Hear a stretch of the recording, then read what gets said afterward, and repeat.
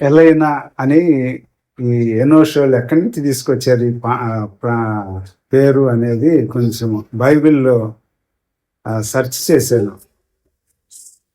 డైరెక్ట్గా ఎక్కడ ఈ పేరు బైబిల్లో లిఖించబడలేదు, కానీ ఆశ్చర్యం వేసింది ఏంది అని అంటే, పాత నిబంధనలో మనకి రాయబడిన ఈ దేవుని వాక్యం హెబ్రీ అరామిక్లో రాయబడింది, న్యూ టెస్టిమెంట్ ఏమో గ్రీక్లో రాయబడింది.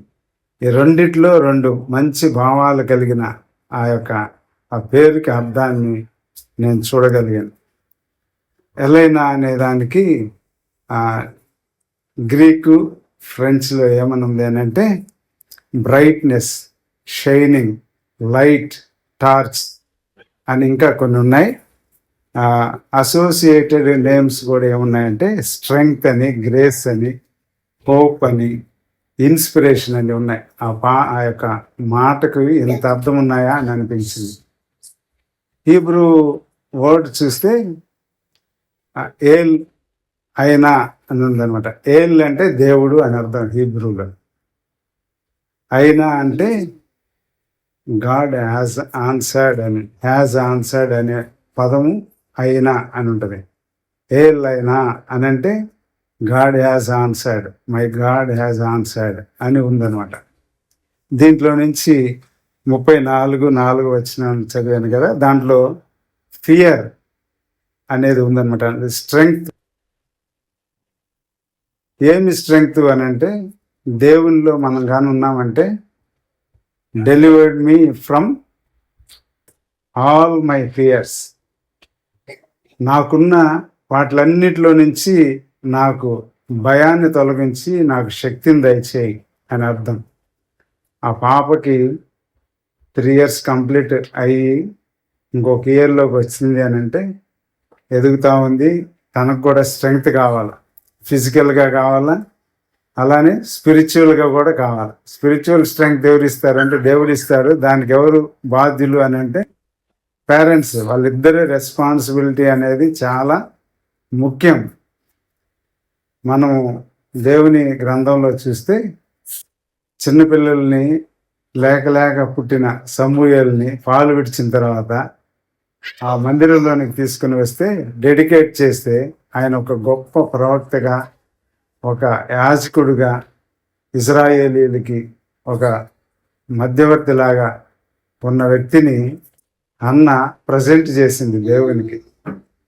అలానే ఒక ఎస్తేర్, వాళ్ళు ఆ యొక్క చెరలో ఉన్నప్పుడు వాళ్ళందరినీ చంపివేయాలని హామాను ఒక ప్రయత్నం చేస్తే అది వారి యొక్క యూద జనాంగాన్ని అంతటిని కాపాడటానికి దేవుని ప్లాన్ ఎలా ఉంటుంది అనేది మనం అక్కడ చూడవచ్చు.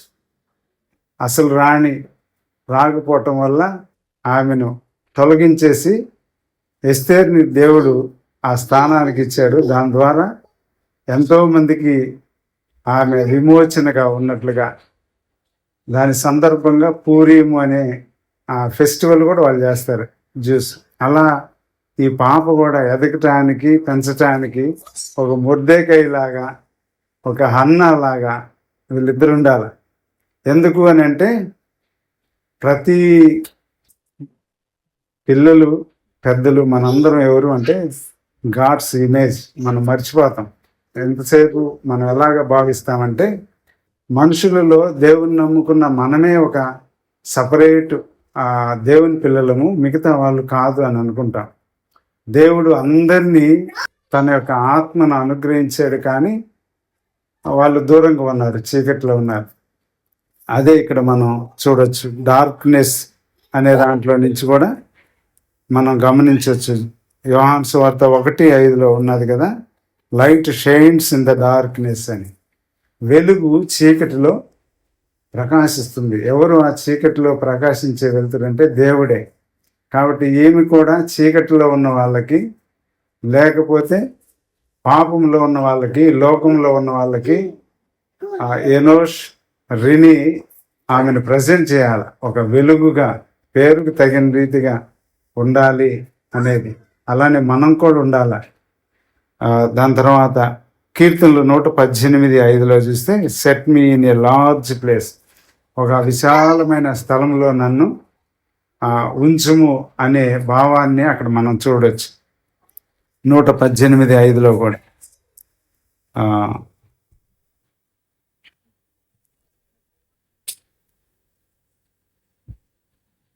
చదవండి.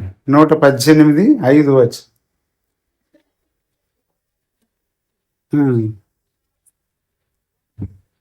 విశాల స్థలమందు నాకు యెహోవా ఉత్తరం ఇచ్చిన. God has answered my prayers. అలానే తల్లిదండ్రులు ప్రార్థన ద్వారా దేవుడు వాళ్ళకి ఇచ్చిన ఈ యొక్క బహుమానాన్ని ఎవరికి డెడికేట్ చేయాలి అని అంటే దేవునికి డెడికేట్ చేయాలి. దేవునికి డెడికేట్ చేసినప్పుడు వాళ్ళు భూమి మీద అన్ని విధాలుగా ఒక మోడల్గా ఉంటారు. మనం అనుకుంటాం మన పిల్లల్ని దైవికంగా కంటే ఎక్కువగా స్టడీస్ మీద స్ట్రెస్ చేస్తూ ఉన్న రోజులు ఇవి. సండే కూడా విడిచిపెట్టకుండా సాతానుడు మన పిల్లల్ని బంధించేస్తూ ఉంటున్నాడు. అన్ని ఎగ్జామ్స్ సండేసే, అన్ని ప్రైవేట్ క్లాసులు ఆదివారమే, ఉన్న 6 రోజులు సరిపోక 7వ రోజు కూడా.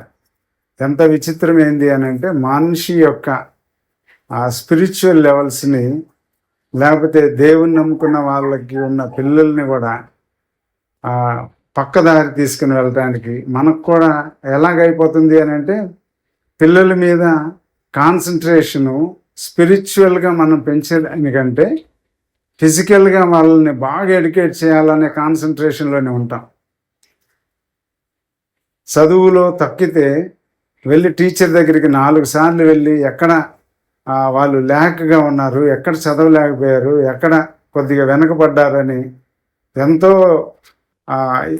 వెళ్ళి వాకప్ చేస్తాం కదా. కానీ ఏ రోజైనా మన పిల్లల్ని స్పిరిచువల్గా మనం ఇంటిలో అలాగ పెంచడానికి ఏమన్నా చేయగలుగుతున్నామంటే లేదు. ఇంటికి వచ్చిన తర్వాత కూడా వాడిని నిద్రపోయేదాకా ప్రైవేట్ క్లాసులకు కూడా పంపించే పరిస్థితుల్ని మనం చూస్తాం. సరే, లార్జ్ ప్లేస్లో దేవుడు నా యొక్క మొరాలకించాడు, నన్ను విశాల స్థలంలో నన్ను ఉంచాడు అంటే దేవుని యొక్క విశాల స్థలం. సిస్టర్ ఇందాక దేవుని ఎలా మీరు ఎరిగారు అని అంటే తనకున్న ఆ ఎక్స్పీరియన్స్ చెప్పింది.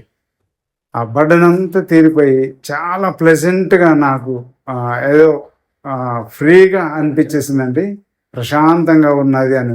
అదే లార్జ్ ప్లేస్ అంటే విశాలంగా ప్రశాంతంగా. దేవుడు మనం కానీ ఆయన్ని అడిగితే ఆయన మనకి అది ఒక బ్లెస్సింగ్గా ఇస్తాడు. దాని తర్వాత 120వ కీర్తన 1వ చరణంలో కూడా అక్కడ కూడా ఏమంటే మై ట్రబుల్ హీ ఆన్సర్డ్ అని ఉంటుంది. నా బాధల్లో, నా యొక్క దుఃఖంలో నాకు జవాబునిచ్చేవాడు దేవుడు.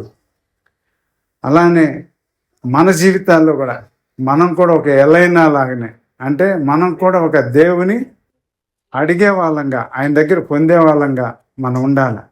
మనం ఏది అడిగినా ఆయన ఇస్తాడు. భూ సంబంధమైన కాదు దేవుడు ఇచ్చేది. మనం ఈ రోజుల్లో అనుకుంటాము భూ సంబంధమైన వాటితోటి బ్లెస్సింగ్ అనేది ఇట్స్ ఎ గ్రేట్ బ్లెస్సింగ్ అనుకుంటాం. వాటికంటే ముఖ్యమైనది కొరింథీ పత్రికలో అంటాడు, అక్షయమైన దాని కొరకు మీరు ప్రయాసపడి క్షయమైపోయి విడిచిపెట్టేసేయాలి. నేను తెనాలిలో పనిచేసే టైంలో ఒక డాక్టర్, బాగా వెల్ నోన్ డాక్టర్, ఆయన వాళ్ళిద్దరి పిల్లలు ఫారెన్లో సెటిల్ అయిపోయారు. కోటీశ్వరుడు ఒక్కడే ఉంటాడు, వృద్ధుడు. పేదవాళ్ళు వచ్చిన డబ్బు తీసుకొని ఓపీ చీటీలో డబ్బు కడితే కానీ లోపలికి ఎంట్రీ ఇచ్చేవాడు కాదు. మంచి డాక్టర్, తన దగ్గర మెడిసిన్ తీసుకుంటే ఎంత రోగమైనా తగ్గిపోయేది. ఆయనకి అంత కోట్లు సంపాదించాడు. లాస్ట్ టైం మనకి వచ్చిన కరోనాలో దేవుడు టికెట్ ఇచ్చేసేసాడు. ఎక్కడికి పోయినాయి అవన్నీ? ఏది కూడా మన వెంట రాదు. ఉండకూడదని కాదు, భూమి మీద మనం ఎంత కలిగి ఉన్నా మనము యాత్రికులము, పరదేశులము అనుకోవాలి. ఆయన ఎలాగైతే లైట్గా ఉండి మనల్ని లైట్గా చేశాడో, అంటే ఆయన వెలుగుగా ఉండి మనల్ని వెలిగించాడో, ఆయన శక్తిని మనకు ఎట్లాగా శక్తిని అనుగ్రహించాడో, మనకు ఎలాగ కంఫర్ట్ ఇచ్చాడో అవన్నిటిని మనం గుర్తు చేసుకోవాలి. ఈ లోకంలో ఈరోజు రాత్రికి, ఈరోజు సాయంత్రం ఇంతవరకు డే అంతా మనం గడిపేసేసాం కదా. నైట్కి బిఫోర్ బెడ్ వెళ్ళే ముందు ఈరోజు దేవుని కొరకు ఏం చేశాను అని ఒక్కసారి మనల్ని మనం క్వశ్చన్ చేసుకుంటే మనకే అర్థమవుతుంది. సమ్మరైజ్ అందరూ గవర్నమెంట్లో ఉన్న వాళ్ళు కూడా ఉన్నారు. మాకైతే డైరీ రాయాలి. ఈవినింగ్కి ఆ డైరీ మొత్తం సమ్మరీ చేయాలి. ఏమేమి ఈరోజు అచీవ్మెంట్ చేసాము, ఏమేమి పూర్తి చేయగలిగాము, ఏమి ల్యాక్లో ఉన్నాము, వాటిని మళ్ళా అవి క్లియర్ చేయడానికి ఏంటంటే, బిజినెస్లో ఉంటే వాళ్ళు కూడా ఎంతే ఉంటారు. ప్రతి దాంట్లో వీళ్ళు విద్యలో ఉన్నారు, వీళ్ళకి ఒక డైరీ ఉంటుంది. పిల్లలకి ఏం చెప్పాలో అది ఈరోజు చెప్పకపోతే మళ్ళీ అది వెనకబడిపోతూ ఉంటుంది. ఎందుకు ఇవన్నీ చెప్తా ఉన్నాం అంటే, దైవికంగా మనం కూడా ఈ లోకంలో దేవుడు మనల్ని ఉచితంగా ఆయన రక్షించడానికి పరలోక భాగ్యాన్ని అంతటిని విడిచిపెట్టి భూమి మీదకి మన కొరకు ఆయన అంత తగ్గించుకొని మన కొరకు ఆయన రక్తాన్ని కావిస్తే మనం ఏం చేయగలుగుతున్నాం? ఆయనకి ఉచితంగా పరలోకాన్ని మనకు అనుగ్రహిస్తుంటున్నాడు కదా. శాశ్వత రాజ్యంలో మనం చేరటానికి ఆయన మనల్ని కేవలం ఆయన కృప ద్వారా రక్షించాడు. మనం ఏం చేయగలుగుతుంటున్నాం అవర్ డైలీ లైఫ్లో? దాని తర్వాత స్ట్రెంగ్త్ 138 సామ్స్లోనే 3వ చరణం చూస్తే, on the day I called made me bold with strength in my soul. దేవునిలో నా యొక్క ఆత్మలో నాకు శక్తిని అనుగ్రహించాడు అని అంటాడు. దేవుడు మనకి ఎక్కడ వీక్గా ఉంటున్నామో మనం ఆయన అడిగితే అక్కడ మనకు ఆ ఏరియాస్ అంతా కూడా మనకి శక్తిని అనుగ్రహిస్తాడు. ఇవన్నీ కూడా ఎల్లైనాలో నుంచి తీసిన మీనింగ్సే, దాని గురించే చెప్తా ఉన్నాను. దాని తర్వాత బ్రైట్ లైట్ షైన్ అని చూసిన దాంట్లో పైన అన్ని ఇప్పుడు దాకా గాడ్ హ్యాజ్ ఆన్సర్డ్ అనే దాని గురించి చెప్పుకొచ్చాం. యెషయా గ్రంథం 9:2 walk in darkness have seen a great light. మనం చీకటిలో నడుస్తున్నా కూడా దేవుని యొక్క వెలుగు, దేవుని యొక్క శక్తి మన చుట్టూ ఉంటుంది. మనలో ఆ డార్క్నెస్ తీసేస్తాడు. అందుకనే అంటాడు, నీ ఎదుట నీ వెలుగు నా పాదములకు దీపం. లైట్ మన పాదాల కంటే మన యొక్క లైఫ్, డే లైఫ్లో, మన యొక్క స్పిరిచువల్ లైఫ్లో ఎవ్రీడే మనకి ఏది డార్క్నెస్ అంటే ఈవిల్ థాట్స్, ఈవిల్ స్పిరిట్స్ ఇవేమి మనల్ని టచ్ చేయకుండా ఉండాలి అని అంటే ఆయనతో మనం ఇంటిమెసీ కలిగి ఉండాలి. మత్తయి సువార్త 5:14 కూడా ఏమంటాడంటే, you are the light of the world. మనము లోకానికి వెలుగు. ఆయన మనల్ని వెలిగించినప్పుడు మనం కూడా లోకానికి వెలుగు. ఎలైనా లైట్, షైన్, ప్రకాశించే పేరు. మనం కూడా ఒక్కొక్క ఎలైనాగా ఉండాలి. మనం కూడా మన పేరుకి మనల్ని మనం ట్యాగ్ పెట్టుకోనక్కర్లే. మనుషులు మన ఎదురుగా మన యొక్క సత్క్రియలు చూచి దేవుని మహిమపరుస్తారంట. అంటే మన మాటలు, మన యొక్క యాక్టివిటీస్, మన అన్నీ కూడా మనకు తెలియకుండానే మన ఎదురుకున్న వాళ్ళు మనల్ని చాలా అబ్జర్వ్ చేస్తారు. మనం చెప్పనక్కర్లేదు. దాని తర్వాత the lord my god will enlighten my darkness అని అంటాడు కీర్తనలు 18:28. అలానే యోహాను సువార్త 12:46 కూడా believe in me may not remain darkness. ఆయనలో మనం విశ్వాసం ఉంచితే ఆయన మనల్ని చీకటిలో ఎంత మాత్రము ఉంచడు. అంటే ఈ పాపాంధకారంలో, ఈ యొక్క లోకములో మనం కలిసిపోకుండా దేవుడు మనల్ని కాపాడతాడు. అది ఎప్పుడు అలా ఉంటాము అని అంటే ఇంటిమెసీ విత్ గాడ్, దేవునితో మనం సాన్నిహిత్య సంబంధం కలిగి ఉన్నప్పుడు మాత్రమే. దాని తర్వాత యెషయా 61:1 అంటాడు, లెమ్ము తేజరిల్లుము, వెలుగు మీ మీద ప్రకాశించును. చాలా చక్కటి కీర్తన కూడా ఉంది. లెమ్ము తేజరిల్లుము నీకు వెలుగు వచ్చియున్నది, వారిలో ఒంటరి అయినా వాడు 10 వందలగును. ఆ సాంగ్ అంతా యెషయా గ్రంథం 60వ అధ్యాయంలో నుంచి రాసిన కీర్తన అది. అలాగా మనం లోకానికి షైనింగ్లో వెలుగుతా తేజరిల్లేదానిగా ఉంటాం అనేదానికి ఎలైన మీనింగ్స్లో నుంచి మనం చూస్తూ ఉంటున్నాం. కొరింథీయులకు రాసిన 2వ పత్రిక 4:6 అంటాడు, let light shine out of darkness. బయట వారందరికీ మనం ఎలాగుంటామంటే డార్క్నెస్గా బయట అంత ఉంటుంది, కానీ మనలో నుంచి వెలుగు ప్రకాశిస్తూ ఉండాలి. దానికి ముందు 4:4లో ఇంకా వేరే 5 చూస్తాం, 6లో ఈ వచనాన్ని మనం చూస్తాం.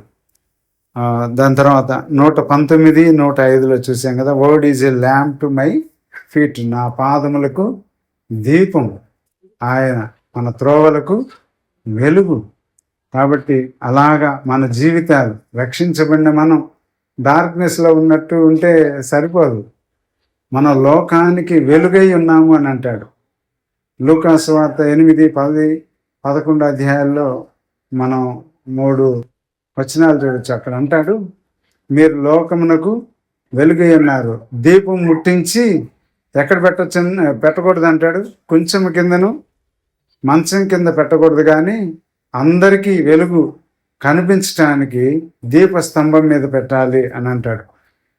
కాబట్టి మన జీవితంలో ఎలైనా లైట్, షైన్, స్ట్రెంగ్త్ అని ఇవన్నీ చూసామో, గాడ్ హ్యాస్ ఆన్సర్డ్ అనే పదాలకి అర్థాలుగా ఉన్న పాప దీనిలో నుంచి మన జీవితంలో కూడా మనం కూడా అలాగ ఉండటానికి పరిశుద్ధాత్మ దేవుడు ఆయన మన కొరకు ఎప్పుడు కనిపెట్టుకునే ఉంటాడు. ఆయన అందుకనే అంటాడు, మీ కొరకు నేను ఆదరణకర్తను పంపిస్తున్నాను, కానీ నేను మీ కొరకు నేనేం చేస్తున్నాను, ఉత్తరవాదిగా ఉన్నాను. Is our advocate. ఆయన పరలోకంలో మనల్ని మనం అయా ఫలానా XYZ ఇలాగ వెళ్ళిపోతున్నాడు. ప్రభా తండ్రి కాపాడు, బలపరచు, వాళ్ళని నా రక్తం ఇచ్చి కొన్నాను, వాళ్ళని ఎంత మాత్రము విడిచిపెట్టను, మీరు విడిచిపెట్టొద్దు అని మనం బలహీనపడుతుంటున్నా మన పక్షంగా ఆయన విజ్ఞాపన చేస్తున్నాడు అనే విషయాన్ని మనం చూస్తాం. కాబట్టి లోకానికి మనం వెలుగుగా ఉండాలి.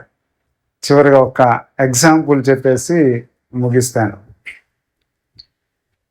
లైట్ హౌస్లు చాలా వరకు సముద్రం దగ్గర ఉండే చూసుంటారు. లైట్ హౌస్లు దేనికి గుర్తు అని అంటే, చీకటి అయిపోయిన తర్వాత ఎన్నో కిలోమీటర్ల లోపల ప్రయాణిస్తుంటున్న పడవలకి ఈ భూమి ఇంత దగ్గరలో ఉంది అని మెజర్ చేసుకోవటానికి ఉంది. అందుకని లైట్ హౌస్లు ఉంటాయి. దాని తర్వాత లైట్ హౌస్లో ఇప్పుడైతే ఎలక్ట్రికల్ వచ్చేసి ఫ్లడ్ లైట్స్ తోటి మొత్తం బాగా అడ్వాన్స్ టెక్నాలజీలోకి వెళ్ళిపోయినాయి. పాత రోజుల్లో లైట్ హౌస్కి ఒకళ్ళిద్దరు ఎంప్లాయీస్ ఉండేవాళ్ళు. వాళ్ళ పని ఏంటి అంటే సాయంత్రానికి కిరోసిన్ తీసుకొని ఆయిల్ తీసుకొని పైకి వెళ్ళాలి. లోపల మెట్లలో నుంచి పైకి వెళ్ళి ఆ పైకి వెళ్ళిన తర్వాత ఆ చిమ్నీ చుట్టూ ఉన్న ఆ యొక్క గ్లాస్ చిమ్నీనంతా క్లియర్ చేయాలి. డస్ట్ ఈ యొక్క పొగ అలాంటిదంతా తీసివేసి ఆ ఆయిల్ మళ్ళా పోసి వెలిగించి దాన్ని మళ్ళా చిమ్నీతో మూసేసి వస్తే ఆ రాత్రి అంతా దాంట్లో తిరుగుతూ ఉంటే ఆ లైట్ కనపడతా ఉండేది. అలానే మన జీవితంలో కూడా దేవుడు మనల్ని ఒక లైట్ హౌస్లో ఒక లైట్ లాగా పెట్టుకున్నాడు. ఆయన లోకంలో మనం వెలిగేదానికి పెట్టుకున్నాడు. మనం దీపంలాగా వెలిగి ఎక్కడో కింద ఉన్నట్లుగా ఉంటే మనకి దానివల్ల ప్రయోజనం మనకి లేదు, లోకానికి అంతకంటే ప్రయోజనం లేదు. ఆయన వచ్చినప్పుడు మనం ధైర్యంగా ఆయన దగ్గరికి వెళ్ళినప్పుడు ఆయన శాశ్వత రాజ్యంలో ఉండటానికి మనం ఈ లోకంలోనే కష్టపడాలా, విట్నెస్గా ఉండాలా, ఆయన కొరకు షైన్ అయి ఉండాలా, ఆయన కొరకు స్ట్రెంగ్త్ కలిగి ఉండాలా. బలహీనంగా ఉంటున్న వాళ్ళని, లోకంలో డార్క్నెస్లో ఉన్న వాళ్ళని మనం లైట్లోకి తీసుకొని రావటానికి మన వంతు మనం కృషి చేయాలా. ప్రభువే అంత తగ్గించుకొని లోకానికి వస్తే మనం ఎంతటి వాళ్ళం? మనకేముంది? ఏమిచ్చి ఆయన రుణాన్ని తీర్చుకోగలం? పరలోకానికి వెళ్ళాలంటే ఏమిస్తే మనకు అది దొరుకుతుంది. మనం ఏమి ఇవ్వలేం కాబట్టి ఆయనే తన కుమారుడిని మన కొరకు పంపించాడు. మనకు రావాల్సిన శిక్ష అంతటిని ఆయన శరీరం మీద వేసుకున్నాడు. మన కొరకు ఆయన స్వరూపమైన సొగసైన లేనివానిగా మార్చబడ్డాడని చూస్తాం. ఆయన మన కొరకే ఉమ్మి వేయించుకున్నాడు. గడ్డపు వెంట్రుకలు లాగుతుంటుండగా, తలపైన ముళ్ళ కిరీటాన్ని మొత్తి ఉంటుండగా, ఆ రక్తసిక్తమైన దారులు కారుతూ ఉంటే, సైనికుల యొక్క కేకరించి ఉమ్మి వేసింది ముఖం మీదంతా పడతా ఉంటాయి. ఆ బ్లడ్, ఈ యొక్క చెమట, ఈ యొక్క ఉమ్మి కారుతూ ఉంటే మౌనం వహించడానికి కారణం ఏం తెలుసా? పేతురు రాసిన పత్రికలో మనం చూస్తాం. ఆయన దూషింపబడి బదులు దూషింపలేదు, శ్రమ పెట్టబడి ఎదురుగా ఎదిరించలేదు అని మనం చూస్తాం. న్యాయముగా తీర్చే దేవునికి తన్ను తాను అర్పణగా బలిగా అర్పించుకున్నాడు. కారణం మనల్ని అంతగా ప్రేమించాడు. కాబట్టి ఇంత ప్రేమించి మన కొరకు ప్రాణం ఇచ్చి మనం రక్షించిన దేవుని కొరకు మనం ఏం చేయాలా? మనం లైట్గా ఉండాలా, షైనింగ్గా ఉండాలా, విట్నెస్గా ఉండాలా. లోకంలో మనం బలవంతులం. మనం ఈ లోకంలోనే ఉన్నాం. ఈ లోకంలోనే మనం రాజ్య సంబంధులం, పరలోక రాజ్య సంబంధులం. ఈ లోకంలోనే మనకి డ్యూయల్షిప్ ఉంది, ఈ లోకపు యొక్క సిటిజన్షిప్ ఉంది. అట్ ది సేమ్ టైం దానికంటే ఎవర్ లాస్టింగ్ దాంట్లో రక్షించబడిన మనం భూమి మీదే మనం ఈ రాజ్య సంబంధులుగా ఉన్నాం. ప్రభు ఆయన వచ్చి ఆ రాజ్య స్థాపన చేసి వెళ్ళిపోయాడు. ఆ రాజ్య సంబంధులుగా భూమి మీదే ఉన్నాం మనందరం. అందుకని అంటాడు పరలోక సంబంధులం, పరదేశులం, ఈ లోకం మంద కాదు అని అంటాడు. కాబట్టి అలాంటి మనల్ని దేవుడు ఇంతగా దీవిస్తే మనం అలాగా షైనింగ్లో ఉందాం. ఈ చిన్న బిడ్డను కూడా తల్లిదండ్రులు ఆ పేరుకు తగినట్లుగా ఆమెని అలాగా పెంచుతారని, రాబో దినాల్లో అసలు ఆమె వాళ్ళ బిడ్డ కాదు, ఒక దైవ సేవకుడు అన్నాడు, కానీ పెంచాము నాకు నా బిడ్డ అని అంటే దేవుడు అంటాడంట, పిచ్చివాడ నేను ఈగిపోతే నీ బిడ్డ ఎలా అవుతుంది, నా బిడ్డ వాళ్ళు అన్నారంట. అంటే మనకిచ్చిన పిల్లలు మనకి కాదు ముందు బిడ్డలు, ఆయనకి పిల్లలు. ఎంతోమంది పిల్లలు లేక ఎన్నెన్నో యాగాలు చేస్తూ ఉంటున్నారు, ఎంతో లక్షలు ఖర్చు పెడతా ఉన్నాడు.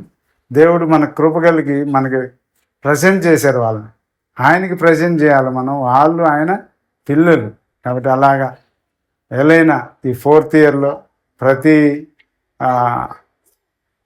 వీక్నెస్ నుంచి, అనారోగ్యాల నుంచి, అన్నిటి నుంచి కాపాడుతూ ఈ సంవత్సరం అంతా ఎదిగి ఆరోగ్యంతో, ఇంకా అసలు మాటలు రావని భయపడినట్టుకున్నారు. అసలు ఎలా మాట్లాడుతుందంటే ఒక ఇంగ్లీష్ వాళ్ళు మాట్లాడినట్టు మాట్లాడుతుంది పిల్లలు వస్తే వాళ్ళతోటి. వాళ్ళకి ఆ స్లాంగ్స్ కూడా వచ్చేస్తున్నాయి, అలాంటి స్లాంగ్ టీవీలో చిన్న చిన్న ఇవన్నీ చూసి మాట్లాడతా అలాగా. కాబట్టి అంత మాటలు వచ్చేసినప్పుడు దేవునిలో వాళ్ళని మనం పెంచితే రాబో దినాల్లో వాళ్ళకు మంచి షైనింగ్గా, ఒక లైట్గా, ఒక దేవునికి మొరపెట్టే వాళ్ళగా ఉండటానికి ఆ బిడ్డను అలాగా దీవించాలని ఆశీర్వదిస్తూ, అలానే వాక్యం మనందరం కూడా అలా ఉండటానికి పరిశుద్ధాత్మ దేవుడు మనకి సహాయం చేయను గాక.